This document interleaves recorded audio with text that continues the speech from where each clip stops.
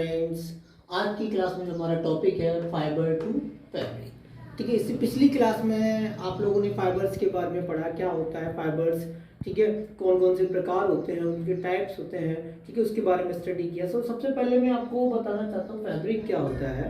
कि देखो, आप लोगों ने हमारे आसपास या अपने घरों पर देखा है, जो कपड़े होते हैं, जो मैं पहना हूँ, शर्ट है, हमारे जो कपड़े होते हैं, हमारी कर्टेन्स, ठीक है, बैग होते हैं, और भी जो, ठीक है, वो सारे हमारे किसके बने होते हैं? फैब्रिक के बने होते हैं। ठीक है, फैब्रिक के होते हैं। ठीक, अब फैब्रिक कैसे बनता है? तो सबसे पहले जो हमारा होता है फाइबर होता है। फाइबर, ठीक है, फाइबर कैसे प्राप्त होता है? फाइबर हमारे जो बनता है, फाइबर दो प्रकार के होते हैं, प्लांट फाइबर और एनिमल फाइबर। ठीक है, तो सबसे पहले फाइबर से यार्न बनता है, धागा। यार्न के बाद बनता है हमारा फैब्रिक। ठीक है, फैब्रिक, और फैब्रिक के बाद बनता है क्लॉथ्स, या जो भी आइटम हम बना रहे हैं, कपड़े, curtains, sweater, shirt, pant, sari. ठीक है, तो ये प्रोसेस सबसे पहले फाइबर, यार्न, फैब्रिक और क्लॉथ्स। तो आपको पता है फाइबर हमारे दो प्रकार के होते हैं, 6 क्लास में आपने पढ़ा है, सिंथेटिक फाइबर और सिंथेटिक फाइबर और नेचुरल फाइबर। ठीक है, जो नेचुरल फाइबर होते हैं वो हमारे दो प्रकार के होते हैं। नेचुरल फाइबर जो होते हैं वो दो प्रकार के होते हैं। ठीक है, कौन कौन से होते हैं? एक एनिमल फाइबर और दूसरा है हमारा प्लांट फाइबर। ठीक है, तो प्लांट फाइबर, तो इस चैप्टर में जो हम स्टडी करेंगे वो एनिमल फाइबर के बारे में स्टडी करेंगे। ठीक है, तो अब एनिमल फाइबर में हमारे जो होते हैं वो दो प्रकार के होते हैं। एक हमारा जो वूल होता है और सिल्क होता है, जो एनिमल से प्राप्त किया जाता है, वूल और सिल्क। ठीक है, तो सबसे पहले हम वूल के बारे में पढ़ते हैं। ठीक है, वूल के बारे में। अब वूल क्या होता है? वूल जो हमें प्राप्त होता है शीप और गॉट से प्राप्त होता है, याक होता है, और भी बहुत सारे एनिमल होते हैं जिनसे हमको वूल प्राप्त होता है। अब वूल क्या होता है? वूल उनके ऊपर क्यों होते हैं? उन जानवरों के ऊपर वूल क्या होता है? वूल उनकी बॉडी को गर्म रखते हैं। ठीक है, उनके बीच में एयर भर जाती है। एयर की वजह से, एयर क्या होता है हमारा, जो हीट का मतलब उसको एब्जॉर्ब मतलब नहीं करता, मतलब सर्दियों से बचाता है, उनको गर्म रखता है। ठीक है, तो उनसे हमको वूल प्राप्त होता है। अब जैसे कुछ ऐसे जानवर जिनसे हमको वूल प्राप्त होता है, ठीक है, तो जैसे कुछ एग्जांपल हैं, जैसे हमारा अंगोरा गॉट है। ठीक है, अंगोरा गॉट है, और जम्मू और कश्मीर में पाई जाती है, और कश्मीरी गॉट है, जिससे हमें बहुत ही सॉफ्ट वूल प्राप्त होती है, जिससे हमें पश्मीना शॉल बनती है। और हमारे लामा और अल्पाका जो एनिमल्स हैं, जो साउथ अमेरिका में पाए जाते हैं, उनसे भी वूल प्राप्त होता है अच्छी क्वालिटी का। ठीक है, अब मतलब रियरिंग और ब्रीडिंग। रियरिंग क्या होता है? तो रियरिंग के बारे में मैं आपको बता, तो रियरिंग मतलब होता है पालन। जैसे एक लंबे स्केल पर, एक लार्ज स्केल पर हम जो शीप का पालन करते हैं, ठीक है, उसको हम बोलते हैं रियरिंग।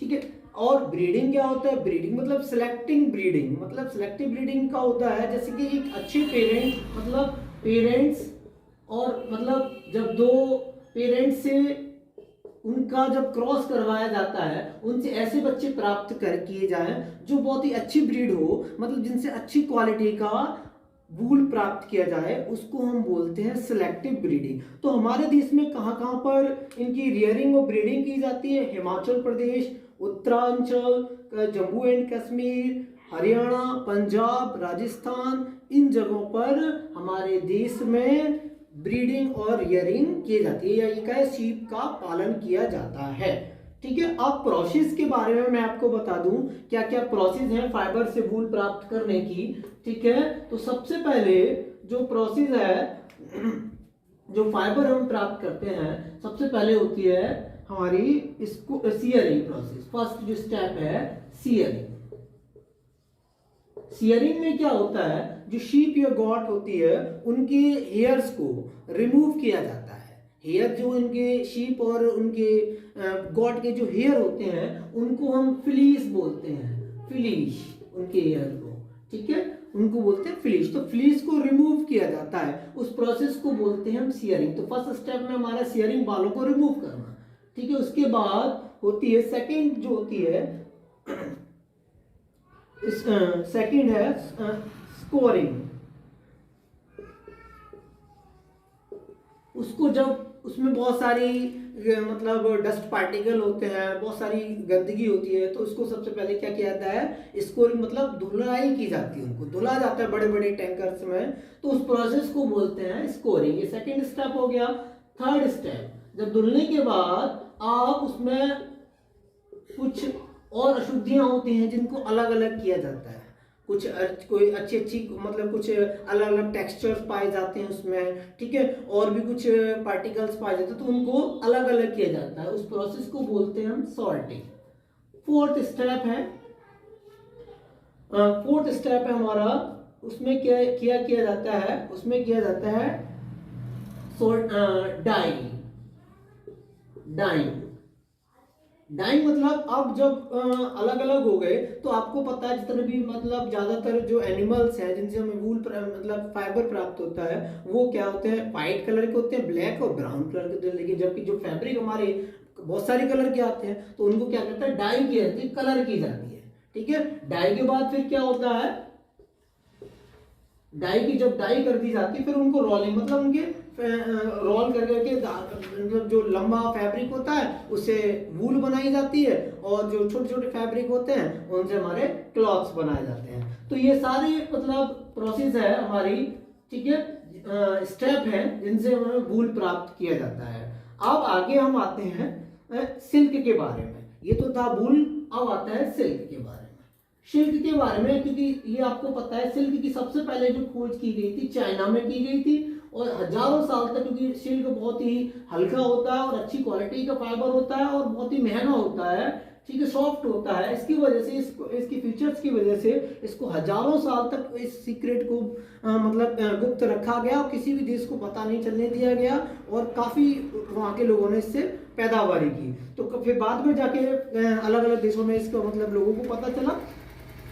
तो देखिए सिल्क कैसे प्राप्त होता है, तो सिल्क के लिए तो सिल्क का जो रियरिंग है, मतलब सिल्क वॉर्म से प्राप्त किया जाता है, तो सिल्क वॉर्म से जो सिल्क प्राप्त किया जाता है, इस प्रोसेस को बोलते हैं हम मतलब सेरिकल्चर से बोलते हैं। The rearing of silk worm को पालना, उनकी मतलब पालन करना, ठीक है, और उससे फिर सिल्क प्राप्त करना, ये सब सेरिकल्चर कहलाती है। तो कैसे हमारा सिल्क प्राप्त किया जाता है, तो सबसे पहले जो हमारी होती है मॉथ, सिल्क मॉथ, ठीक है, सिल्क मॉथ क्या होती है, फिर वो एग देती है, एग्स देती है, फिर इन एग्स को क्या कहते हैं, हैचिंग की जाती है कुछ टेम्परेचर तक इन एग्स का, ठीक है। इस एग्स में से फिर क्या निकलते हैं, हमारे लार्वा निकलते हैं, लार्वा या कैटरपिलर, ठीक है, लार्वा या कैटरपिलर।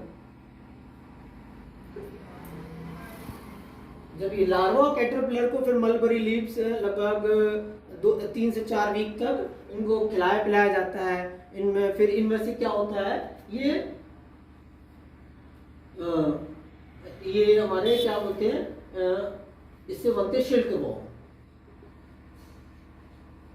जब ये बड़े हो जाते हैं सिल्क वॉर्म फिर क्या करते हैं, इनको फिर खिलाया पिलाया जाता है, तो फिर उसके बाद क्या होता है, ये अपने चारों तरफ ककून बनाते हैं, ठीक है, एक अपने चारों तरफ एक कवरिंग एरिया बनाते हैं, एक अपने आप को ढक लेते हैं, उसको बोलते हैं हम ककून। और फिर ककून जब वो बन जाता है ककून, तो उसके कुछ दिनों के बाद जैसे अंडा टूटता है हमारा, ऐसे ही सिल्क मतलब उसमें से क्या बाहर जो निकलता है उसको बोलते हैं हम सिल्क मॉथ, ठीक है। तो इस तरह से ये पूरा साइकिल है। सबसे पहले मॉथ जब अंडे देती है, इसको हैचिंग की जाती है, लार्वा कैटरपिलर, इनको 20 से 25 दिन तक खिलाया पिलाया जाता है, मलबरी लीव्स खिलाई जाती हैं, शहतूत की पत्ते खिलाई जाती हैं, उससे सिल्क वॉर्म बनता है। फिर सिल्क वॉर्म अपने कुछ उनको भी खिलाया पिलाया जाता है अपने चारों तरफ। फिर क्या ये कवरिंग एरिया बनाते हैं जिसे ककून बोलते हैं, व्हाइट कलर का होता है। फिर उससे क्या होता है, फिर जो उसमें से वो बीच में से निकलता है, तोड़ देते हैं उस ककून को, फिर उसको मॉथ बनता है, ठीक है। तो इस तरह से पूरा हमारा साइकिल है, कैसे सिल्क प्राप्त किया जाता है, ठीक है। तो आज की क्लास में इतना ही। बाकी और कुछ क्योंकि थर्ड चैप्टर मतलब ये हमारा एग्जाम में भी आएगा, तो इसको एक बार अच्छे से प्रॉपर रीड करें। Thank you.